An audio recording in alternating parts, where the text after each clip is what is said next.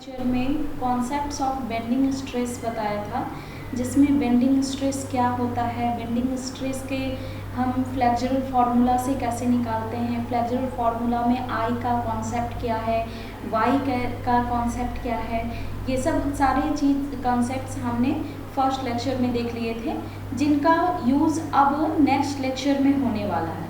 ठीक है, तो आप प्रीवियस लेक्चर्स को ज़रूर देखें। ठीक है, उसके बाद अब आते हैं हम कि columns, rectangular cross section column हुआ या फिर सर्कुलर क्रॉस सेक्शन कॉलम, ये सब कॉलम्स में eccentricity with respect to one axis और eccentricity with respect to both axis. इसका मतलब क्या है कि जो आपका अगर कोई लोड है, कोई लोड जो कॉलम में लग रहा है, ऊपर से कोई भी लोड लग रहा है, तो वो लोड एक्सियली लग रहा है कॉलम में या फिर सर्टेन डिस्टेंस पे, एक्सिस से सर्टेन डिस्टेंस पे लग रहा है।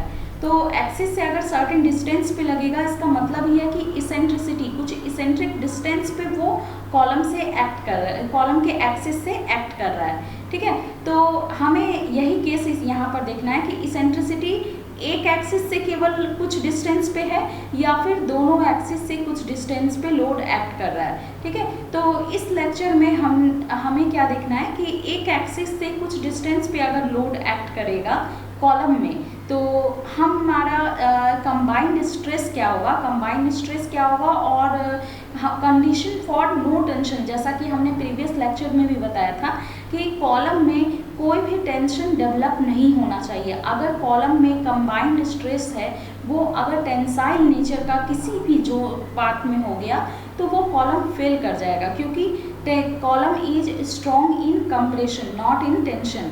So what is the requirement of the column? That is the there should be no tension developed in the cross section of the column. ठीक है, in the entire cross section of the column. ठीक है, तो चूंकि bending stress क्या होता है कि बेंडिंग स्ट्रेस आपका कंप्रेसिव नेचर का भी होता है और टेंसाइल नेचर का भी होता है। तो कंबाइंड स्ट्रेस जो डायरेक्ट एंड बेंडिंग स्ट्रेस का कॉम्बिनेशन होता है, that should not be tensile in nature, that should not be tensile in nature. That is चूँकि लास्ट लेक्चर में हमने कंप्रेसिव स्ट्रेस को पॉजिटिव और टेंसाइल स्ट्रेस को नेगेटिव कंसिडर किया था, इसलिए यहाँ पर जो कंबाइंड स्ट्रेस है that should not be less than 0 for no tension to develop in the entire cross section of the rectangular cross sectional column or circular cross sectional column। ठीक है, तो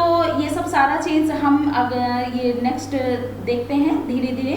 तो अब सबसे फर्स्ट आपका जो आता है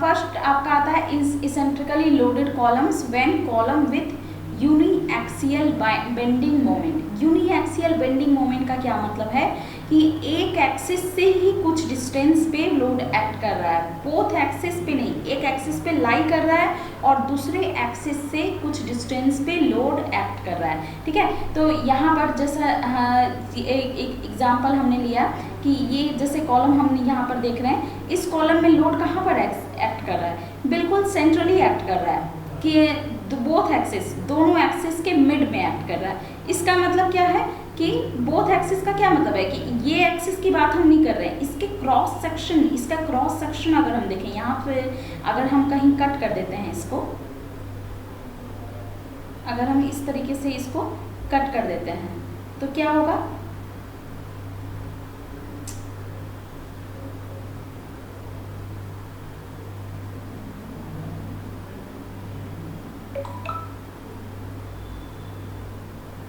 इस तरीके से इसको अगर हम कट कर देते हैं क्रॉस सेक्शन, तो हमारा कैसा दिखेगा, इस तरीके से दिखेगा। और इस क्रॉस सेक्शन, ये क्रॉस सेक्शन देखें तो ये तो 2 डायमेंशनल हो गया। ठीक है, तो इस 2 डायमेंशनल में बोथ एक्सिस, कोई भी एक्सिस के अबाउट ये इसेंट्रिक डिस्टेंस पे नहीं है, ये एग्जैक्ट सेंटर पे एक्ट है।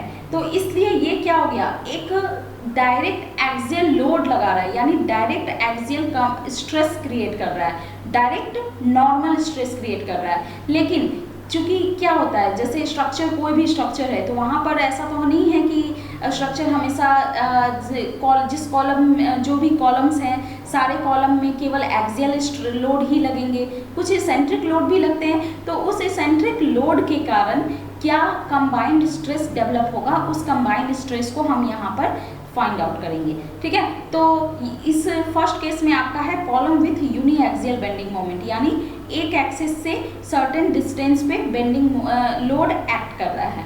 तो लेट अस सपोज कि यहाँ का क्रॉस सेक्शन, हम यहाँ पर कोई भी सेक्शन कट कर लेते हैं। तो अगर सेक्शन कट कर लेंगे तो इसका हमें प्लान कैसे दिखेगा, इस तरीके से दिखेगा।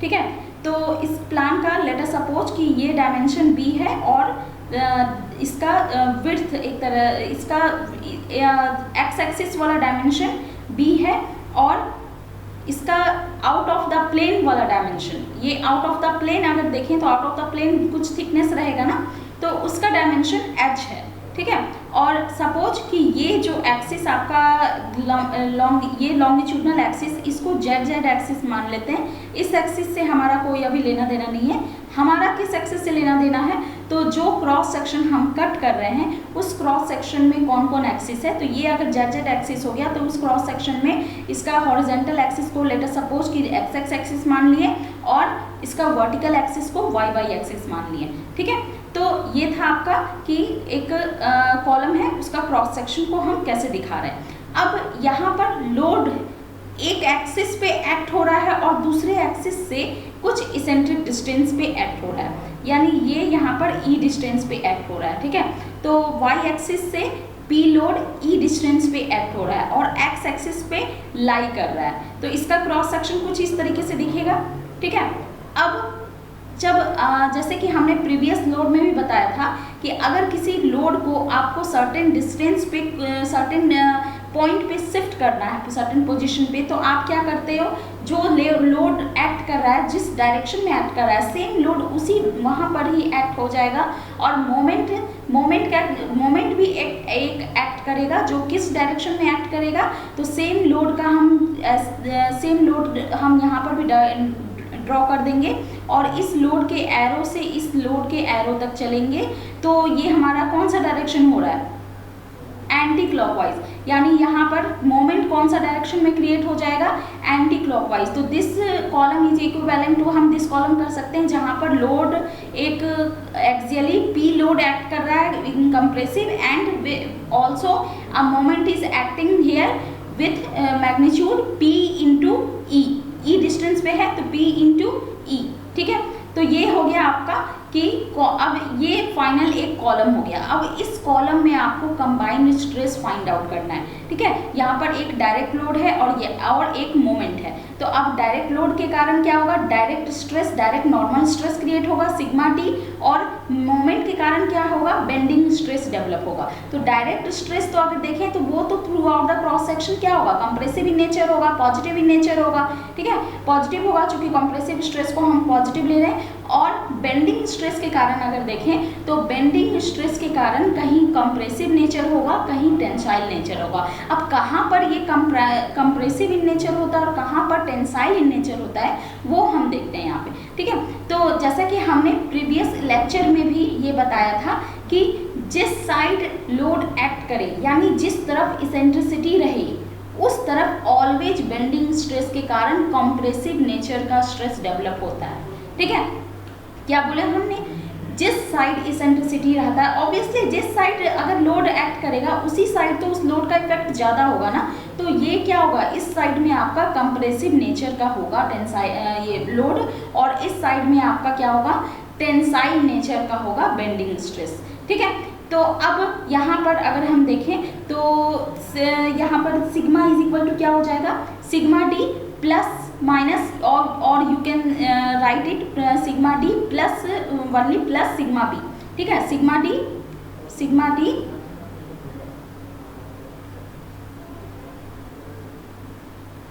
प्लस सिग्मा बी, ये ठीक है। Combined stress is equal to हो जाएगा sigma is equal to sigma D plus sigma B.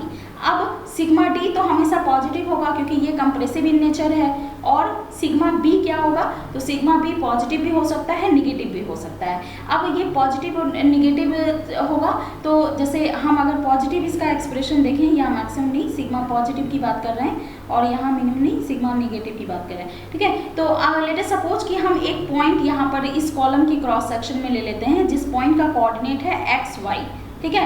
तो अब इस पॉइंट पे आपको सिग्मा कंबाइंड स्ट्रेस का वैल्यू निकालना है। ये एक्स वाई क्या है, इस क्वाड्रेंट में, इस क्वाड्रेंट में भी हो सकता है, इस क्वाड्रेंट में भी हो सकता है, इस क्वाड्रेंट में भी हो सकता है और फोर्थ क्वाड्रेंट में भी हो सकता है। तो आपका ये मतलब किसी भी एक कोई भी आर्बिट्ररी पॉइंट है, ठीक है, कोई भी एक पॉइंट है, उस पॉइंट पे हम निकाल रहे हैं कि आपका कंबाइंड स्ट्रेस क्या होगा, ठीक है।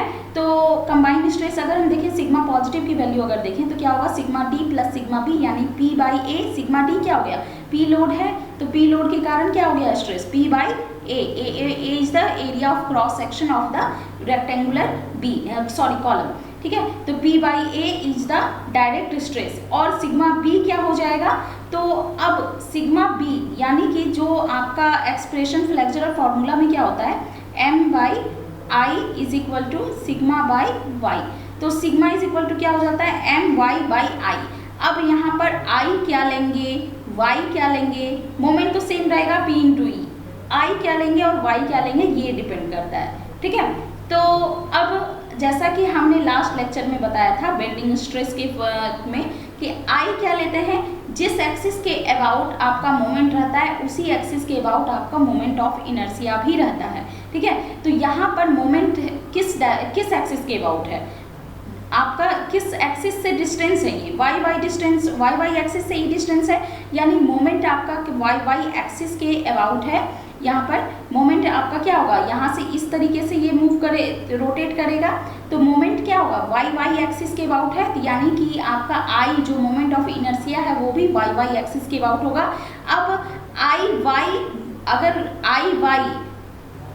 वाई अगर निकालना है तो क्या होता है आपका, अगर कोई भी अगर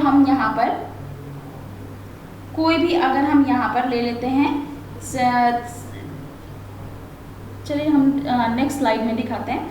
कोई भी अगर हम यहाँ पर रेक्टेंगुलर क्रॉस सेक्शन ले लेते हैं, ठीक है, और यहाँ ये हो गया आपका एक्स एक्सिस और इसका डायमेंशन हो गया आपको b और ये हो गया आपका h और ये एक्सिस क्या हो गया वाई वाई, ठीक है। तो अब आई एक्सिस अगर हम देखें यानी हॉरिजॉन्टल एक्सिस के अबाउट अगर हम देखें तो क्या होता है, हमारा फॉर्मूला आई का क्या होता है रेक्टेंगुलर के लिए, बी डी क्यूब बाई 12 ये होता है। बी का क्या होता है, जिस एक्सिस के अबाउट लेते हैं उसी एक्सिस के अलोंग जो लेंथ है वो हो गया हमारा बी और उस एक्सिस से परपेंडिकुलर में जो हमारा लेंथ है वो हमारा हो गया यहाँ पर डी। तो आई एक्स क्या हो गया, बी एच क्यूब बाई 12 और आई वाई क्या हो गया हमारा, I Y H B cube by 12, ठीक है। तो इस तरीके से आप क्या इसका आई किसी भी क्रॉस सेक्शन का रेक्टेंगुलर क्रॉस सेक्शन में निकाल सकते हैं, ठीक है।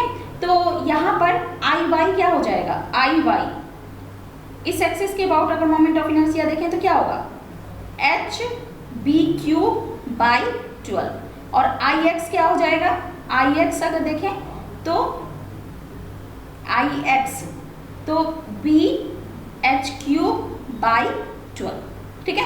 क्लियर है यहाँ पे, ठीक है। कोई अगर डाउट है तो आप कमेंट सेक्शन में कमेंट बॉक्स में कमेंट अपना लिख करके क्वेरी पूछ सकते हैं, ठीक है। तो ये आपका हो गया आई एक्स और आई वाई। तो यहाँ पर कौन सा लेना है हमें, मोमेंट चूंकि वाई वाई एक्सिस के अबाउट है तो मोमेंट ऑफ इनर्शिया भी आपका आई वाई लेंगे, ठीक है। अब यहाँ पर y अगर देखें ये m into Y by I होता है ना सिग्मा, तो y यहाँ पर देखें तो y क्या होगा, तो जिस एक्सिस से मोमेंट है उसी एक्सिस से डिस्टेंस भी हम कंसिडर करते हैं। जिस पॉइंट पे हमें निकालना है, लेट अस सपोज कि यहाँ पर एक्स वाई हम इस पॉइंट पे निकाल रहे हैं, तो इस पॉइंट का इस वाई वाई एक्सिस से क्या डिस्टेंस है, x डिस्टेंस है। तो यहाँ पर y की जगह हम क्या ले लेंगे, x ले लेंगे। क्लियर है यहाँ पे, सिग्मा इज इक्वल टू क्या होता है, एम वाई बाई आई, आई के और सारा चीज हम सेम एक्सिस के अबाउट देखते हैं, एम भी सेम एक्सिस के अबाउट, आई भी सेम एक्सिस के अबाउट, और जो डिस्टेंस लेते हैं वो भी सेम एक्सिस से कितना डिस्टेंस पे है, ठीक है।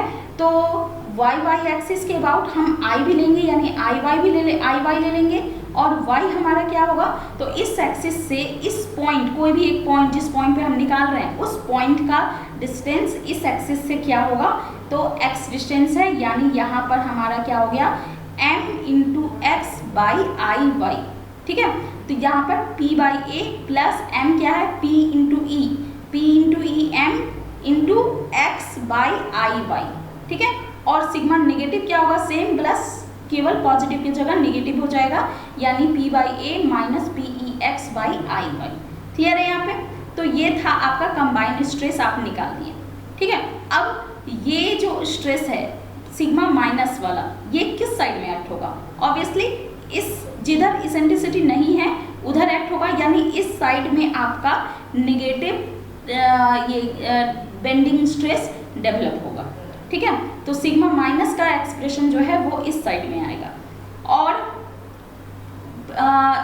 मिनिमम कहाँ पर आएगा, ये जो सिग्मा माइनस है वो मिनिमम कहाँ पर आएगा, ऑब्वियसली x जहाँ पर मैक्सिमम होगा, यानी ये जो डिस्टेंस है इस एक्सिस से जो डिस्टेंस है किसी भी पॉइंट का, वो सबसे ज़्यादा डिस्टेंस कौन सा है इस एक्सिस से, तो इस लाइन पे ही है, यानी इस लाइन पे आपका मिनिमम कंबाइंड स्ट्रेस डेवलप होगा, ठीक है, इस एक्सिस पे, ठीक है। तो यानी कि अगर हम देखें तो C और D पे, अगर जो दो पॉइंट हम यहाँ पर ले लेते हैं C और D, इसका एक्सट्रीम पॉइंट, तो इस C और D पे कंबाइंड स्ट्रेस क्या होगा, मैक्सिमम होगा, sigma D plus sigma B, और A और B पे अगर देखें तो इसका क्या होगा, सिग्मा मिनिमम होगा, यानी sigma D minus sigma B। Clear है यहाँ पे। C और D पे मैक्सिमम बेंडिंग स्ट्रेस हो, मैक्सिमम कंबाइंड स्ट्रेस होगा, और A और B पे मिनिमम कंबाइंड स्ट्रेस होगा, ठीक है। अब एक चीज़ आते हैं कि हमारा क्या रिक्वायरमेंट है किसी भी कॉलम में, कि जहाँ पर मिनिमम स्ट्रेस है वो निगेटिव ना हो। निगेटिव ना हो का मतलब है कि वो आपका टेंसाइल नेचर का उसमें ना हो, ठीक है। तो अगर हम इस पोजीशन की बात करें, यहाँ पर बेस की बात करें अगर, तो इस बेस पे इस साइड में यहाँ पर अगर यहाँ का क्रॉस सेक्शन हम देख रहे हैं, तो इसमें यहाँ इस साइड में आपका कोई भी किसी भी पोजीशन पे आपका क्या होना चाहिए, निगेटिव कंबाइंड स्ट्रेस नहीं होना चाहिए, यानी there should not be tensile stress there. तो कंबाइंड स्ट्रेस का यहाँ पर हम क्या देख रहे हैं, इसकी फॉर्मूला क्या है, P by A minus P E X by I Y, ठीक है। तो यहाँ पर मिनिमम कंबाइंड स्ट्रेस क्या हो जाएगा, sigma minimum for no tension, कोई भी टेंशन अगर यहाँ पर डेवलप हम नहीं चाहते हैं तो उसके लिए जो सिग्मा मिनिमम है वो हम कभी भी निगेटिव नहीं होना चाहिए, यानी सिग्मा मिनिमम शुड ग्रेटर और इक्वल टू 0, ठीक है। ये होना चाहिए सिग्मा मिनिमम शुड ग्रेटर और equal to 0 for no tension to develop anywhere, ठीक है। तो टेंशन डेवलप नहीं होने के लिए सिग्मा मिनिमम शुड ग्रेटर और इक्वल टू 0, यानी P by A minus P E X by I Y should be greater और इक्वल टू 0। अब ये जो मिनिमम जब जो होगा वो क्या होगा, एक्सट्रीम पॉइंट पे ही होगा, यानी x इज इक्वल टू क्या हो जाएगा, b by 2, x is equal to क्या हो जाएगा, b बाई 2। ये पूरा b है, तो इस एक्सिस से मैक्सिमम डिस्टेंस x का क्या होगा, b बाई 2 होगा। तो इसका मतलब है कि आपको यहाँ पर x इज इक्वल टू क्या रखना है, b by 2। Sigma minimum should greater और इक्वल टू 0, यानी p by A minus P E X by I Y should be greater और इक्वल टू 0। तो यहाँ पर p by area of cross section क्या हो गया, b into H minus P ई moment into x क्या हो गया, तो मैक्सिमम डिस्टेंस न्यूट्रल एक्सिस से कितना हो गया, b बाई 2। तो b by 2 upon I Y क्या है, H B cube by 12 should be greater और इक्वल टू 0, मतलब ये हमेशा 0 से बड़ा या इक्वल होगा, तभी आपका यहाँ पर किसी भी पार्ट पे टेंसाइल स्ट्रेस डेवलप नहीं होगा, ठीक है।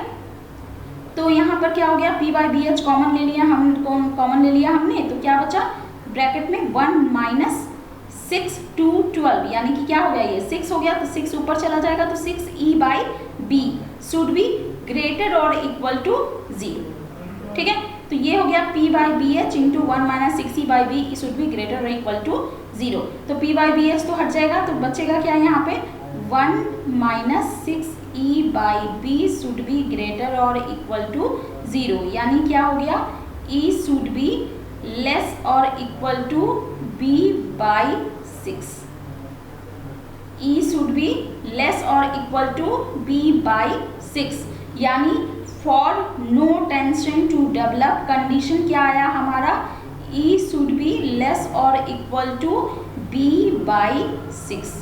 अब इसका क्या मतलब है, e शुड बी लेस और इक्वल टू b बाई 6 का क्या मतलब है, e क्या है, जहां लोड एक्ट कर रहा है, एक्सिस से कितनी डिस्टेंस पे लोड एक्ट कर रहा है, इसका मतलब है कि एक्सिस से b बाई 6 डिस्टेंस पे, चाहे तो b बाई 6 इधर हो चाहे इस साइड हो, एक्सिस से b बाई 6 डिस्टेंस पे, यानी ये अगर मान लेते हैं b बाई 6 डिस्टेंस है और यहाँ भी मान लेते हैं b बाई 6 डिस्टेंस है, तो इस पोजीशन पे लोड कहीं भी अगर होगा इस एक्सिस पे इतने डिस्टेंस तक कहीं भी अगर लोड एक्ट करेगा तो इस पूरे क्रॉस सेक्शन में कहीं भी टेंसाइल स्ट्रेस डेवलप नहीं होगा। क्या बोला हमने कि इस एक्सिस पे अगर इतने डिस्टेंस पे, यानी b बाई 6 इधर b बाई 6 इधर, यानी मिड थर्ड हो गया, 1/3 मिडिल 1/3 पोर्शन, ठीक है, मिडिल 1/3 पोर्शन यानी मिडिल b बाई 3, ठीक है, मिडिल b बाई 3 पोर्शन पे अगर आपका कोई भी लोड एक्ट करता है तो इस पूरे कॉलम में कहीं भी टेंसाइल स्ट्रेस डेवलप नहीं होगा। ठीक है, यानी कंबाइंड स्ट्रेस जो है वो उसकी वैल्यू ऑलवेज भी ग्रेटर और इक्वल टू 0 रहेगी। क्लियर है यहाँ पे? ठीक है, और अगर इस पोर्शन से बाहर अगर लोड एक्ट कर गया तो क्या होगा, कॉलम फेल कर जाएगा, कॉलम में टेंसाइल स्ट्रेस जब डेवलप होगा और टेंसाइल स्ट्रेस डेवलप होगा तो कॉलम फेल कर जाएगा। क्यों, यहाँ पर क्या है आपका, इसका जैसे हम देखते हैं, इसका अगर मोमेंट के कारण इसका क्या डिफ्लेक्शन है, तो इस तरीके से इसका डिफ्लेक्शन हो रहा है।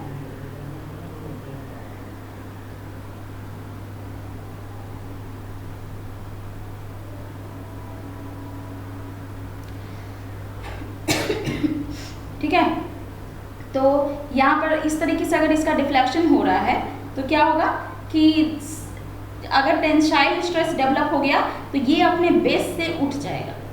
ठीक है, तो इसलिए ये क्या हो गया, फेल कर जाएगा। तो हमारा क्या कंडीशन है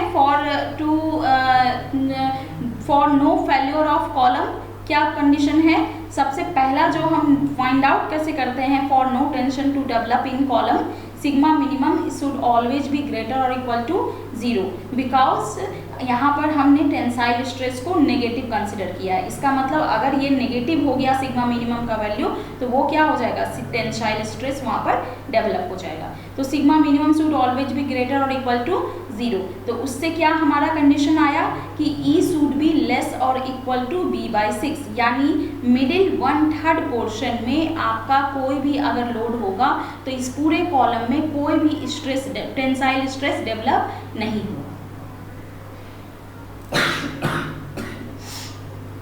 ठीक है, तो ये होता है आपका कोर ऑफ द सेक्शन,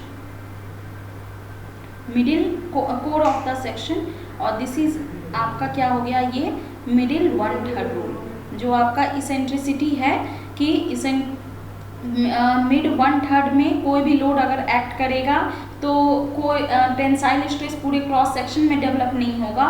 तो ये जो आपका कंडीशन आया इसे कहते हैं हम middle 1/3 rule, middle 1/3 rule. Clear है यहाँ पे? ठीक है, तो ये था हमारा eccentricity with respect to Y axis. ठीक है, क्लियर है? तो अब नेक्स्ट आते हैं हम कि सेकेंड एक्सिस क्या है, एक्स एक्सिस। इस एक्सिस के अबाउट हम इसेंट्रिसिटी देखते हैं, इस एक्सिस के अबाउट हम कुछ डिस्टेंस पे लोड एक्ट कर रहा है वो हम देखते हैं। ठीक है, तो यहाँ पर है eccentricity with respect to X axis. तो हमने ये 3D डायग्राम करके बनाने का कोशिश किया है। तो ये आपका क्या है, यहाँ पर इसका वर्टिकल एक्सिस को हम मान लेते हैं जेड एक्सिस। ठीक है, ये जो वर्टिकल एक्सिस है इसका, ये जेड एक्सिस हो गया। और इसका जो क्रॉस सेक्शन एरिया है, क्रॉस सेक्शन एरिया में को हम वाई एक्सिस और एक्स एक्सिस से रिप्रेजेंट करते हैं। इसका मतलब कि जो क्रॉस सेक्शन एरिया है वो कौन सा प्लेन है, एक्स वाई प्लेन है। ठीक है, तो इस लेटर सपोज कि हम यहाँ पर कोई एक इस तरीके से इसका क्रॉस सेक्शन कट कर देंगे। ठीक है, इसका एक क्रॉस सेक्शन कट कर देंगे तो ऊपर प्लान व्यू इसका क्या दिखेगा, हमारा प्लान व्यू ये दिखेगा। ठीक है, तो अब यहाँ पर आपका लेटस की यहाँ सपोज कि यहाँ पर आपका एक्स एक्सिस से कुछ इसेंट्रिक डिस्टेंस पे, ई डिस्टेंस पे लोड एक्ट कर रहा है। वहाँ फर्स्ट केस में क्या था, वाई एक्सिस से ई डिस्टेंस पे था, यहाँ पर एक्स एक्सिस से ई डिस्टेंस पे लोड एक्ट कर रहा है। ठीक है, तो यहाँ अगर ई डिस्टेंस आपका एक्स एक्सिस के अबव एक्ट कर रहा है, इसका मतलब कंप्रेसिव स्ट्रेस कहाँ पर एक्ट करेगा, तो इस जोन में एक्ट करेगा, जिधर इसेंट्रिसिटी उधर कंप्रेसिव स्ट्रेस। ठीक है, तो इस जोन में आपका क्या एक्ट करेगा, कंप्रेसिव स्ट्रेस, और इस जोन में आपका क्या एक्ट करेगा, टेंसाइल स्ट्रेस। बेंडिंग स्ट्रेस की मैं बात कर रही हूँ, कंबाइंड स्ट्रेस की नहीं। बेंडिंग स्ट्रेस के कारण, जो इस लोड के कारण जो आपका बेंडिंग मोमेंट है, उस मोमेंट के कारण जो स्ट्रेस डेवलप हो रहा है, उस स्ट्रेस का नेचर इस जोन में पॉजिटिव यानी कंप्रेसिव रहेगा, और इस जोन में आपका नेगेटिव यानी टेंसाइल रहेगा। ठीक है, तो अब यहाँ पर मैक्सिमम अगर स्ट्रेस की बात करें तो मैक्सिमम कंप्रेसिव स्ट्रेस कहाँ पर एक्ट कर रहा है, तो इस साइड पे, सीरीज पे। ठीक है, तो मैक्सिमम यहाँ पर सी और डी पे एक्ट करेगा, और मिनिमम कहाँ पर एक्ट करेगा, ए और बी पे। ठीक है, तो सिग्मा मैक्सिमम का वैल्यू क्या हो जाएगा, P बाई ए, इस लोड के कारण P बाई ए। ठीक है, प्लस M, यहाँ पर इस पॉइंट पे अगर यहाँ पर मैक्सिमम की बात करें,